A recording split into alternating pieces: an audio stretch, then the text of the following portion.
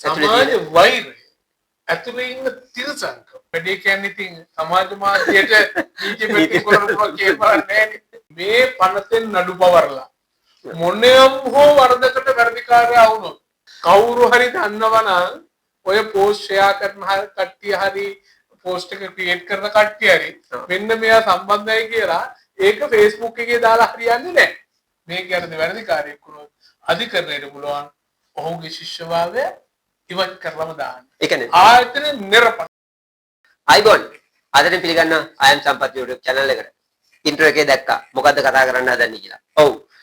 සබරගමු විශ්වවිද්‍යාලයේ ඉංජිනේරු පීඨයේ ශිෂ්‍යෙක් චරිත් දෙල්ෂාන්. ඔහු ජීවිතයෙන් සමුගන්න. ඔහුට සහ ඔහුගේ පවුලට අපගේ සාතිශය සංවේගයේ මුලින්ම ලබා දෙන ගමන් මේක ඇතුලේ තියෙන නීතිමය தත්ත්වය. ලංකාවේ නවකවාදය දෙන්න පුළුවන්ද?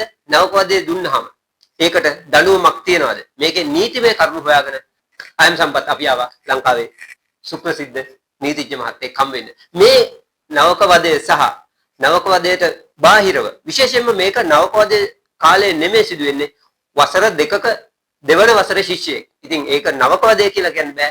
එහෙනම් මේක නවකවාදය නෙමෙයි වෙනත් පීඩාවක්. ඉතින් ඒ හින්දා අපි අහලා බලමු මේකේ තියෙන නීතිමය කරුණු සහ ඒකට දෙන්න පුළුවන් දඬුවම් මොනවද? ඔවුන්ට ඒකෙන් වෙන්න ලබාගත හැකි අවසානයේ මේ මියගිය ශිෂ්‍යයාට දෙන්න පුළුවන් යුක්තිය මොකක්ද කියලා. ඔව් අපිත් එක්ක මේ වගේ නීතිමය ගැටලු වලදී අපි හොයාගෙන එන අපිට සම්පත්දායකත්වය දෙන නීතිඥ චානක අබේවික්‍රම මහත්තයා. අයිබෝන් ඔබතුමාට. අයිබෝන් සම්පත්. ඔව් අපි මම ඔබතුමා හම් වෙන දෙවෙනි වැඩසටහන. වර්තමානයේ මේ වෙනකොට දැඩි කතාවකට භාගකට ලක් වෙලා තියෙන නවකවාදය. මම ඔබතුමාගේ මුලින් අහනවා නීතිඥවරයෙක් විදියට විශ්වවිද්‍යාලයට ගිය ශිෂ්‍යයෙක් විදියට ඒ නවකවාදයට මුහුණ දීලා තියනවද නැද්ද කියලා මම අහන්නේ නැහැ. හෝ නවකවාදය දුන්නද නැද්ද කියලා මම අහන්නේ නැහැ. නවකවාදය පිළිබඳ නීතිඥවරයෙක් විදියට ඔබේ අදහස මොකක්ද? සම්පත් නවකවාදය කියවහම මේකේ වින්ද මනුස්සය තමයි මේකේ අර්ථකථනය දෙන්නේ. ඔව්. හරි ඒක තමයි දැන් වෙන ඕනෑම කාරණා සම්බන්ධව නිර්වචනයක් තියෙනවනේ. ඔව්.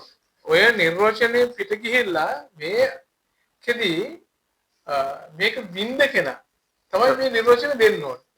ඇත්තටම නවකවාදය කියන එක මගේ විශ්වවිද්‍යාල කාලේ. ඔව්. මම ඒක තමයි ඇහුවේ මුලින්ම කටින් ආවේ. ඒක තමයි. මගේ විශ්වවිද්‍යාල කාලේ බලපුවාම මට මේක හම්බ වෙනවා කොළඹ විශ්වවිද්‍යාලේ. ඔව්. හරි. නීති විද්‍යාලය. ඊට අමතරව නීති විද්‍යාලේ නවකවාදය කියලා එහෙම එකක් නැහැ. හරි. ඒක සපුරා තහනම්. අඩු ගානේ නීති විද්‍යාලය තුල නම් නීති විද්‍යාලයේ අවසරලත් සංවිධාන තියෙනවා. ඔව්. ශිෂ්‍යන්ට එකතු වෙන්න පුළුවන් සංවිධාන නම් කරලා තියෙනවා. මෙන්න මේවා ඒ කරනකොට වෙන කණ්ඩායමකට සංවිධානය වීමට උදව් නීති විද්‍යාලය තුල නැහැ. ඔව්. විශ්වවිද්‍යාල අධ්‍යාපනයේදී බලපුවාම මට නම් ඒක පොඩි සුන්දරකමක් තිබ්බා. ඒ සුන්දරකම යට වෙන මොකුත් නැද්ද නෑ. ඒ දැන් අදටත් නවකවාදය සම්බන්ධව විශ්වවිද්‍යාල ශිෂ්‍යයන්ගෙන් අහපුවාම කියන්නේ ඒක මේ සමාජාන යෝජනය වෙන්න. අපිට ඉහළ පන්තියේ කට්ටියට පහළ අලුතෙන් ආව පන්තිය අඳුර ගන්න. පොඩ්ඩක් මික්ස් වෙන්න. පොඩි මික්ස් එකක් වෙන්න ඕක තමයි කියන කතාව. දැන් මම 1995 වෙනකොට මට හම්බුනේ කොහොම සෝද CVP ගැනීමක් තමයි. හරි? ඒක සමහරු කියවනේ අපිට ඊට වඩා දේවල් සිද්ධ වුණා කියලා. නෑ ඒක තමයි මම මේ අහන්නේ ගියේ. දැන් ඔය සමහර සිද්ධි තියෙනවා නවකවදය තුල ජීවිත හානි වීම සහ එක එක අඩන්තේට්ටම් සහ නිකන් අර සමහර දේවල් තියෙනවා ඒක නවකවදයද ඒක නිකන් පලි ගැනීමද වගේ කියන කතන්දර ටිකකුත් ඔක ඇතුලේ තියෙනවා. මම ඒක දැන් මම කියවනේ මම නවකවදයට මම මුණ දෙන්නේ 1995. ඒතර නවකවදය සම්බන්ධ නීතියක් ලංකාවේ තිබෙන්නේ නැහැ. දැන් මේක මම කියවනේ මට මුහුණ දෙන්න දේ අවංකව ගත්තාම පුජ්‍යලිකරන පෞද්ගලිකත් දෙකම ගත්තාම මට මුහුණ දෙන්න හරි සුන්දර දෙයක්. අර කට්ටියත් එක්ක එකතු වෙලා ඒ කරන සමහර ක්‍රියාකාරකම් බලපුවම සමහර උනේ දෙන්නුවා ඊයා ඒක කියන්න පුළුවන්. උදාහරණයකට මම කියන්නකෝ මේක මම මුහුණ දීපු එක. එක ප්‍රින්ට් එකක් අරගෙන සප්පා ඔහොම ඉන්න 30ක් විතර බොනවා. හරි? ඔව් ෂෙයා වෙනවා. අයියෝ අන්තිමට අපිට මිනිස්සුන්ට හම්බෙන්නේ කතා කරන්න ඕනේ නෑනේ. මොකුත් කියන්න දෙයක් නැහැ. මොකුත් කියන්න දෙයක් නැහැ. අන්තිමට 30ක් විතර රූම් එකට අන්තිමට කගේ ප්ලේන් එක යන්නත් ඕනේ බෑ. ඒක තමයි අන්තිමට යන කෙනාට බොන්න දෙයක් තියනවද? ඒක තමයි බොන්න තියෙනොත් ඒ ප්ලේන් ඉතින්. හරි? ඒක දැන් ඕක මට දැන් ඒක හරි දැන් මං හිනාවලා බාරගත්තානේ. හැබැයි සම්පත් වෙන කෙනෙකුට ඒක වරපතල මානසික පීඩනයක්. ඔව්. වරපතල අගතිය. ඔව්. වරපතල අපයෝජනයක් වෙන කෙනෙකුට ඒක. ඔව්. හරි? ඒක දැන් ඒ සිද්ධිය මම බාරගන්නේ කොහොමද කියන එකෙන් තමයි මේ ප්‍රශ්නේ තියෙන්නේ. ඔව්. මට ඒක දැන් ඇත්තටම මට දැන් ඕක එවලේ පීඩනේ නොතිබ්බන මම බොන්නේ. ඔව්. හරි? දැන් වගේ දැන් බොන්නේ. ඒ මං කියන්නේ ඒ පේන්ටි හම්බෙන්නේ පීඩනයක් නැතුව නම්. මේක බොන්නේ තියුනේ. අර කියවනේ අර කන්නේ ඒ වෙලාවෙ තියෙනවා අපි ඇත්තටම ඉන්නේ බය වෙලා. ඔව්. හරි පොඩි පීඩනයක් තියෙනවා. මොකද මම විශ්වවිද්‍යාලයට යනකොට මගේ මේ පොයින්ට් එක තිබ්බා. බරපතල තත්ත්වයක්. හරි මේ රැවුලේ මේ උඩ පොයින්ට් එක තිබ්බා. ඒක මගේ ඉස්කෝලේ අවසාන කාලේ ඉඳලම මම බබාගෙන පරිස්සම් කරන පොයින්ට් එක. කාසි වලින් මගේ රැවුල් ගහ ගලවන්නේ. කාසිත් ගෙනල්ලා කාසි දෙයක් ගලලා ඔහොම අදින්නේ ඒක. ඔහොම හැදුවා. මොකද යන්න ඕන රබර් සෙල් පුදාගෙන බෙල් දාන්න බෑ. එහෙම තියෙනවනේ පොඩි දැන් තියෙනවා. විශ්වාස කරන්නේ මම පීඩාවටපත් වුණා. පත් වුණා කියන්නේ මම ඉතින් ඒ බයිටම හොදරවුණා. වාගේ ඇයවම තවරාපර බලනකොට ගෙදර මිනිස්සුන්ට නැක්ෂන් මාජේ. ඔක්කොරේ දීහිම තමයි කියන්නේ. හරි ඊට පස්සේ ඒක කරලා ගියානේ. දැන් ඉවරයි. ඉතින් ඒක හරි එතකොට ලොකු අයියලා කියන එක හරි සතුටුයි. ඉතින් මං කියන්නේ ඉවලේ මම පීඩාවටපත් වුණාට ඒ බින්ද දේවල් සාමූහිකත්වයේ කියන දේවල් ඒකේ සුන්දර පැත්තක් තියෙනවා. ඒක නෑ කිව්වොත් මම කියන්නේ මම කොහොමද කරවන්නේ? සම්පත් බහන ඕකේ මං කියවන්නේ තව පැත්තක් තියෙනවා කියන්නේ. එතනදී නම් සමහරු ගැන හොයලා බලපුවාම ඒ මිනිස්සුගේ වෛරයක් තමයි එළියට දාලා තියෙන්නේ. මම ඒක තමයි මම මේ ප්‍රෝග්‍රෑම් එකේ වාලා දැන් මම මේ මුලින්ම ඉන්ට්‍රෝ එකේ කිව්වේ එකයි. දැන් සබරගමු විශ්වවිද්‍යාලයේ සිදුවීම. ඒ ඉංජිනේරු පීඨයේ දෙවන වසරේ ශිෂ්‍යයා චරිත් දිල්ෂාන්. ඔහු මේ වෙනකොට මිය ගිහිල්ලා ඉන්නේ. එතකොට හැබැයි ඔහු දැන් කැම්පස් එකේ විච්ච සිද්ධියක් පාදක වෙලා කියලා තමයි කතන්දරේ තියෙන්නේ. ඒ හරහා තමයි දැන් ඔහු නිවසේදී තමයි ඔහුගේ ජීවිතය අහිමි වෙන්නේ. හැබැයි මේකට දැන් සමාජ මාධ්‍ය සහ මාධ්‍ය ඔක්කොම මේක නවකවදයට පටලගෙනයි තියෙන්නේ. එතකොට මේ නවකවදය සහ නිවසේදී කෙනෙක්ගේ මිය යාම මේ දෙක සංසන්දනය වෙන්නේ කොහොමද? නීතිමය පැත්තෙන්. සම්පත් මම බොහොම ස්වාධීනව මම දන්නේ නැහැ. චරිතයේ කතාව කොහොමද උනේ? චරිත ලැබපු අත්දැකීම් මොනවද? ඔව් නෑ ඒකේ චරිත ලැබපු අත්දැකීම් කියලා දේ කියන්නේ ඔහු ඒ කියන්නේ හොස්ටල් එකේ තව යාළුවෙක් හම් වෙන්න හරි මොකක් හරි එකට ෂෝටක් ඇඳගෙන ගියා කියලා ඊට පස්සේ ඒ ෂෝට ඉවත් කරලා ඔහුට හැබැයි මේකේ ප්‍රශ්නේ තියෙන්නේ ඔහු නවක ශිෂ්‍යයෙක් නෙවෙයි දෙවන වසරේ ශිෂ්‍යයෙක්. මම ඒක තමයි කියන්න හැදුවේ. සම්පත් චරිත මොන විදිහට මේකට මුහුණ දුන්නද කියන දන්නේ නැහැ. කොහොම වුණත් ඒක අවාසනාවන්ත සිද්ධියක්. ඔව්. මේකේ තියෙන වැදගත්ම දේ බරපතලම සිද්ධිය චරිත කියන්නේ මේ මොහොතේ නවක වදයට පුදු වෙන ශිෂ්‍යයෙක් නෙමෙයි. හේතුව නවක වදයේ තියෙන එක්තරා පීරියඩ් එකක්. ඔව්. පළවෙනි මාස 3 පළවෙනි මාස 3 හෝ 4.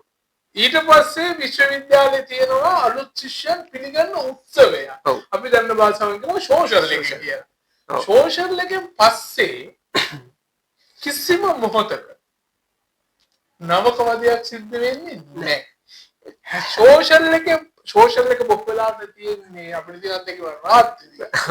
ඔය රාත්‍රියෙන් පස්සේ නිකන් දාලා හරි ඔය රාත්‍රියෙන් පස්සේ කිසියම් ජේස්ටේ හරි අර ඔයගොල්ලන්ගේ භාෂාවෙන් සින්නේ ජුන්ටෙකුට ජුන්නෙකුට මොනවා හරි මානසික පීඩාවක් දෙනවා නම් සම්පත් ඒක නවක වදේ නෙවෙයි.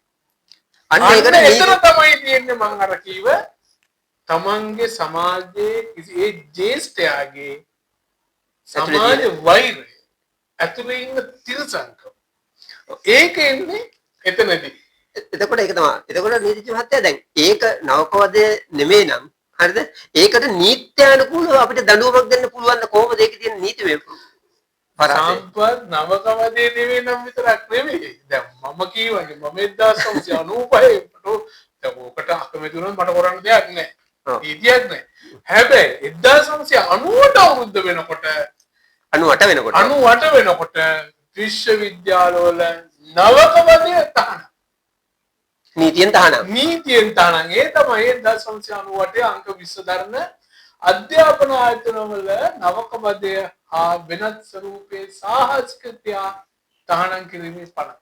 දැන් යන්නේ දැන් ඔය අන්න අර දෙවෙනි කැලේට තමයි මේක එකතු වෙන්නේ. හරි මේ කතාව අපි කියවන්නේ චරිත සම්බන්ධව නවකවදය දාලා නෑ කියලා. මම කියවනේ සෝෂල් එක රැයින් පස්සේ කවුරු හරි ජේෂ්ඨ කනිෂ්ඨයෙකුට පීඩාවක් කරනවා නම් ඒක නවකවදේ නෙමෙයි. හරි ඒක තියෙන අපි අර කලින් තමයි තියෙන්නේ වෙනස් ස්වරූපයේ සාහසික ක්‍රියා. උසස් අධ්‍යාපන ආයතනයක් තුළ සාහසික කිසියම් ආකාරයක සාහසික ක්‍රියාවක් වෙන්න බෑ. හරි ඒක තහනම් කරලා තියෙනවා මේ පරිදි. කොට මේ ඒකේ මොකක් හරි සීමාවල් තියනවාද? කිසියම් කිව්වහම දැන් ඕකේ තියෙනවානේ දැන් අපි කියනවා නිකන් පහර දීම් වගේවා තියෙනවා. එහෙම නැත්නම් දැන් ඕ වගේ දැන් නිකන් හරි ගලපා ගන්න බැරි ඒවා. ඊට පස්සේ නැත්නම් ලිංගික අඩන්තේට්ටම් එහෙම ඕකේ තියෙනවා. පනත පැහැදිලිව කියනවා පනතේ මුල්ම වරද වෙන්නේ නවකවදේ. ඒකෙන් නවකවදේ කියලා කිසි දෙයක් කරන්න බෑ. මොකුත්ම නවකවදේ බෑ. තව කෙනෙක් අකමැති කිසිම දෙයක් කරන්න අකමැති නැත්නම් මම කැම්පස් එකේ නවකවදේ මම අකමැත්තෙන් ඉන්න පුරුෂයෙක් නෙවෙයි. ඒක කොහොම කැමති මොකද මම යන්න කලින් දන්නවා. මෙහෙම දෙයක් තියෙනවා. මම ඒකට අපි එකට මුහුණ දෙන්න ඕන. එහෙම දැනගෙන ගිය එකයි. ඒක නිසා මේ කිසිසේත් මම නවකවදේ සාධාරණීකරණය කරනවා එහෙම නෙවෙයි. අර වගේ සුහදශීලී ගනුදෙනු ඒක ප්‍රශ්නයක් නෑ. හැබැයි ඒකත් යන්නේ නවකවදේ කියලා නම් කවුරු හරි කෙනෙක්ගේ හිතට පීඩාවක් දෙනවා නම් ඒක මගේ අකමැත්තෙන් නම් වෙන්නේ. ඒක මට පීඩාවක් නා ඒක කොච්චර හොඳ දෙයක් වුණත් ඒක නවකවදේ. හරියට මේ දැන් නාවනේ නරක දෙයක් නෙවෙයි. ඒක තමයි මේ අහන්න ගියේ. නානේ හොඳයිනේ. හැබැයි ජේස්ට් කනිස්ටෙන්ව නාවන්නේ කනිස්ටෙන්ගේ අකමැත්තෙන් නම් ප්‍රශ්න ඒකත් නවකවදේ. හරිනම් මල් පූජා කරන්නත් එක්ක යන්න බෑ. ඒක අකමැති. අමර සල්ගහටවත් කියන්න බෑ. අමර සල්ගහට දෙන්න කියලා කියන්න බෑ. කනිස්ට් නවකේ අකමැති. එහෙනම් වෙච්ච ගම ඒක නවකවදේ වෙනවා. නවකවදේ කියවක ඔය දැන් ඔය මුල් කෑල්ල. නවකවදේ කියනතර ඕනෑම දෙයක් මේ නවකවදේ දීපු ජේෂ්ඨයෙකුට අවුරුදු 2 දක්වා සිර දඬුවම් ලැබෙනවා. නීතිය ප්‍රතිපාදන තියෙනවා. තියෙනවා. ඉතින් මෑත කාලේ විශ්වවිද්‍යාලවල බොහෝ දරුණු සිදුවීම් සිදු වුණානේ. ඔව් ඉතින් ඒ සිදුවීම් වලට නීතිය ක්‍රියාත්මක වෙන්න ඕනේ. ඒතකොට කවුද නීතිය ක්‍රියාත්මක කරන්නේ? ඒ පුද්ගලයාද නැත්නම් පොලිසියද? දැන් කවුරු හරි ගිහිල්ලා කීවේ නැත්තම් මට මෙහෙම දෙයක් වුණා. ඔව් නේද? මාව නවකවදේට බුදුරජාණන් කියලා ඔතන එහෙමනේ නීතිඥ මහත්තයා ප්‍රශ්නේ. දැන් මම කියන්නේ මාව නවකවදේට ලක් වෙනවා. මම අවුරුදු 2ක් 3ක් ඕකේ ඉන්න අඩුව 3ක් ඉන්නේ වෙයි. එතකොට මම ඉන්නත් ඕනේ. මට ඕක ගිහිල්ලා පොලිසියේ හෝ විද්‍යාල පරිපාලන කමිෂන් එකට හෝ මේ ඒ ලෙක්චරර් කෙනෙකුට හෝ කියලා මම කැම්පස් එකේ ඇතුළේ ඉන්න බෑනේ. ඒතකොට බාහිර පුද්ගලයෙකුට පුළුවන් ද ඒ වෙනුවෙන් පෙනී ඉන්න? නෑ. මෙහෙමයි කතාව. ප්‍රශ්නේ තමන්ගේ නම් තමන් ඒක ඉදිරිපත් වෙන්න ඕනේ. මොකද නීතිය ප්‍රතිපාදයක් තියෙනවා. නීතිය නිදා සිටින්නවදී නොකරයි. සම්පත් රැකකට අහු වෙනවා නම් සම්පත් බීඩාව නම් මම නීති ආනේ සම්පත් ඉන්න පවුනේ එහෙම ඒවා නීතිය නෑ. ඔබට කිසියම් ආකාරයක විශ්වවිද්‍යාලයේ නවකවදේට ඔබ මුහුණ දෙනවා නම් ඔබට ඒකෙන් පීඩාවකටපත් වෙනවා නම් අදාළ නීතියේ සාන ප්‍රතිචාරය ඔබමයි. හැබැයි අර කතාව කියන්න ඕන නෑ. මම අවුරුදු 4ක් ඉන්නවා මම අවුරුදු 3ක් ඉන්නවා මේකේ ඉන්න ඕන එහෙම කතා නෑ. මොකද නීතියේ තව ප්‍රතිපාදයක් තියෙනවානේ. වින්දිජන ආරක්ෂා කිරීම කරද කියලා තව පොඩක් තියෙනවා. හරි. එතකොට එහෙම පෙමිලක් කරපුවකට ආපහු වතාවක් ඒගොල්ලෝ වැරදි වැඩ කරොත් දැන් 52ක් තියෙනවා. ඔව්. දාල් පනත නවකවදේ පනත ඊළඟ විඳිට ආරක්ෂා පනත එහෙම කරන්න බෑ ඒක නා ඔබට අපසන්න දෙයක් පීඩාවට පත්‍ර දෙයක් සිද්ධ වෙනවනම් ඔබ අනිවාර්යෙන් පැමිණිලි කරයි ඒ කියන්නේ පොලිසියට පැමිණිල්ලක් කරා නම් ප්‍රමාණවත් පොලිසිය ඊට පස්සේ ඊට ටික කරගෙන යනවා රයිට් අපි දැන් මේ සබරගමු විශ්වවිද්‍යාලයේ ශිෂ්‍යයෙක් කතාවට එනවා ඔහු මිය යන්නේ නිවසේදී හැබැයි දැන් මාතෘකාව වෙලා තියෙන්නේ කැම්පස් එක තුලදී ඔහුට කිසියම් අඩන්තේට්ටමක් සිදු වුණා කියලා. ඔහු මම කලින් කිව්වා වගේ ෂෝට් එකක් ඇඳගෙන ගිහිල්ලා ඒකට විදිහට. එතකොට ඒකට දැන් ඔහු මිය ගිහිල්ලා. දැන් ඒකට නීතිය හෝ ඒ නීතිමය කටයුතු අරන් යන්න ඕන කවුද? ඒක කොහොමද මෙතනින් ඉස්සරහට ගෙනියනවා නම් කොහොමද? ඒ වෙලේ අනිවාර්යයෙන් පළවෙනි දේ තමයි ඔහු දිවිතොර කරගත්ත. මේ මරණය සිද්ධ වෙන්නේ මේ මරණය සිද්ධ වීමට හේතුව විශ්වවිද්‍යාලය තුල සිද්ධ වෙච්ච සිදුවීමද කියන එක ගැන හොයලා බලන්න වෙනවා. ඔව්. හරි. මොකද මේ මරණය සිද්ධ වෙන විශ්වවිද්‍යාලය පිටතදී. ඔව්. ඒක තමයි මම මුලින්ම ප්‍රධානම අහන්නේ. ඒක බරපතල ප්‍රශ්න. ඒතර විශ්වවිද්‍යාලෙන් පිටතදී ඔහුගේ නිවසේදී කියලා තමයි ආරංචි. ඒත් එහෙමනම් අනේ දෙමෝපියන් සිද්ධ වෙනවා මේ සිදුවීමට විශ්වවිද්‍යාලයේ කවුරුන් හෝ ශිෂ්‍යයන් පිරිසක් මේකට සම්බන්ධයිද කියලා තහවුරු කරගන්න. ඔව් සමාජ මාධ්‍ය තුල තියෙන සමහර පෝස්ට් සහ ඒ ඔවුන්ගේ ශිෂ්‍යයන්ගේ නම් පවා සමාජ මාධ්‍ය තුල දැනටත් සැරිසරමින් තියෙනවා. වැඩි කියන්නේ ඉතින් සමාජ මාධ්‍යයට නීති ප්‍රති කරනවා කියන්නේ ඈ කවුරු හරි දන්නවනම් ඔය පෝස්ට් ෂෙයා කරන කට්ටිය හරි පෝස්ට් එක ක්‍රියේට් කරන කට්ටිය හරි මෙන්න මෙයා සම්බන්ධයි කියලා ඒක Facebook එකේ දාලා හරියන්නේ නැහැ. අන්න ඒ ටිකට උත්තර දුන්නා නම් හරියට තමයි. ඒක Facebook එකේ දාලා හරියන්නේ නැහැ. මොකද Facebook එකේ කවුද මාක් සකර්බර්ග්. ඒ ඇක්සේ නඩු අහන්න බෑ. සකර්බර්ග්ට නඩු අහන්න බෑ. නඩුවන් කිරීම බලයකුත් නැහැ. ඔය තොරතුරු දන්නවා නම් මෙයාට මේ දේ සිද්ධ කරගන්න, දිවිතොර කරගන්න මෙන්න මේ පුජ්‍යල හේතුණා කියලා කරුණා කරලා ඒ තොරතුරු ළඟම තියෙන පොලිසියට දෙන්න. ඕනම පොලිසියකට දෙන්න. දැන් කවුරුත් යන්න ඕනේ නැහැ ගම්බල පොලිසියට. මේ තොරතුරු ගිහිල්ලා දෙන්නකෝ තමන්ගේ ළඟම තියෙන පොලිසියට. මෙන්න මේ අහවල් පොලිස් වශයෙන් මේ සිද්ධ වෙච්ච සිද්ධියට මේ තොරතුරු සම්බන්ධයි කියලා. එතකොට පොලිස් නිලධාරීන් ඒක ටික කරා. රයිට්. එතකොට හරි. එතකොට පොලිසිය ඒක නීති ප්‍රතිපාදන කරගෙන යනවා. උසාවියට ගියහම ඕකේ දඬුවම් තත්ත්වය කොහොමද කොතරම් දුරද? සාමාන්‍ය නවකපදයක සිද්ධියක් නෑ. ඔව්. සාමාන්‍ය නවකපදේ ආරම්භ වෙච්ච විදිහට අවුරුදු 2 දක්වා ඉරුදරුවා සිද්ධ වෙනවා. ඒ කියන්නේ අර ප්ලේන් කියවුවා වගේ ඒක හරි ඒක මට අප්සන්නයි ඒ වගේ දෙයකට මම පොඩි දෙයක් මලක් දෙන්න කෙනෙකුට උගෙන් දෙන සමර්ථය මලක් දෙන්න I love you කියන්නේ I love you කියන්නේ ඕකෙන් තමන්ගේ හිතට දුන්නා නම් ඒකට අවුරුදු 2යි හැබැයි නවකවදේ තුල නවකවදේ හේතුවේ බරපතල තුවාල සිදු කිරීමක් හෝ ලිංගික අඩන්තේට්ටමක් කරනවා. ඒ ස්ත්‍රී දූෂණය නෙමෙයි. ඔව් ලිංගික අඩන්තේට්ට. මේක දඬු නීති සංග්‍රහයේ කියවෙන වරදක්. ලිංගික අඩන්තේට්ටමක් කරොත් සිර දඬුවම අවුරුදු 10යි. බරපතල තත්ත්වයක්. කාටවත් කියන්න මේක තමයි මේ දවස්වල මේ සිද්ධියත් එක්ක සම්බන්ධ සමාජ මාධ්‍ය කියනවනේ මේ නවකවදේ ගැන තමයි මේ කතා කරන්නේ දැන්. නවකවදේට විරුද්ධව කටයුතු කරන්නේ නැද්ද කියලා මේ තියෙනවා. ඒ කියන්නේ නීතියේ ප්‍රතිපාදන තියෙනවා. ඒක ප්‍රශ්න වෙන්නේ මොකද්ද? මේ සිද්ධිය නීතිය විරුද්ධ දෙන්න ඕන. මං කියවනේ මිනිසුන්තුමා විල්ලා සම්පත් මේව කරදරයක් වුණා නේද? එන්න යන් කියන මිනිසුන්තුමාව අඩු ගන්න පොලිසියවත් එහෙම කරන්නේ ආ සම්පත් මේ ලිංගික අඩන්තේට වුණා නේද? අත කැඩුණා නේද?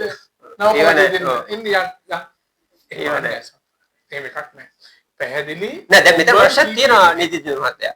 ඒ පුද්ගලයා දැන් මේ වෙනකොට මිය ගිහිල්ලා දැන් ඔහු නෑ. ඉතින් ඔහු වෙන ඔහුගේ දෙමෝපියෝ මේ සඳහා ඉදිරිපත් වෙ යුතුයි. මේ සඳහා ඉදිරිපත් වෙන්න ඕන. තමන්ට මේක ගැන ගැටලුවක් තියෙනවා නම් තමන්ගේ ආසන්නතම නීතිඥ සහායක් ලබා ගන්න ඕන. නීතිඥ සහායක් ලබාගෙන ළඟම තියෙන පොලිසියට ගිහිල්ලා තමන්ගේ දරුවට වෙච්ච අකටයුත්තේ ඇත්තම තමන්ට වෙච්ච අසාධාරණ දෙමෝපියන්ට වෙච්ච අසාධාරණ සම්බන්ධයෙන් දැන් දෙමෝපියෝ මේ වෙනුවෙන් ක්‍රියාත්මක වෙන්න. ඒ කියන්නේ ඔවුන් නීතිය ක්‍රියාත්මක කරගන්න ඔවුන් ඉදිරිපත් විය යුතුයි දැන්. අනිවාර්යයෙන්. ඒක මේ සිද්ධිය විතර නෙවෙයි සම්පූර්ණ. හැමෝම දැනගන්න මේ නවකවද කතාව නෙවෙයි. වෙන ඕනෑම ආකාරයක තමන්ට නීතියේ අකටයුත්ත සිද්ධ වුණා නම් කොන්දේසි වෙන කොන්දේසි නෑ අනේ පස්සේ මට මොනවද වේද මට තව පාරක් ඉවසනවා එහෙම කතානේ ඔබ නීති ඉදිරියටම යයි. එතකොට දැන් උතන දැන් දෙමව්පියෝ නීති ඉදිරියට ගියා කියමුකෝ. දඬුවම හම්බ වෙනවා ඔබතුමාගේ විදිහට වසර 10ක දඬුවම. එතකොට ඒ ශිෂ්‍යයින්ට අවුරුදු 10ක් සිර දඬුවම් තියෙනවා. ආයෙ ඇවිල්ලා කැම්පස් යන්න පුළුවන්ද? බෑ. සම්පත් මේකේ මම මේ සම්පූර්ණ නීතිමය කරුණු ටික මේ සමාජගත කරන්න ඕනේ. මේකේ වැරදි ගණනාවක් තියෙනවා. දැන් මම කියන සාමාන්‍ය නවකවාද. ඊපස්සේ නවකවාදයේ අතරතුර කරන ලිංගික අඩන්තේකම් හෝ මේ බරපතල තුවාල කියනවා. ඒ විතරක් නෙවෙයි කෙනෙක් විශ්වවිද්‍යාලය ඇතුළට එන එක නවත්තනවා. අවහිර කරනවා. හරි විශ්වවිද්‍යාලයෙන් පිටවීම අවහිර කරනවා. කෙනෙක්ව රඳවලා තබා ගන්නවා. හරි විශ්වවිද්‍යාලයේ දේපල වලට හානි සිද්ධ වෙනවා. මේ ඕනෑම ආකාරයේ වරද සිද්ධ වුණාම දඬුවමක් තියෙනවා. හරි සමහර වරදි වලට සම්බන්ධ අවුරුදු 20 දක්වා සර දඬුවම් තියෙනවා.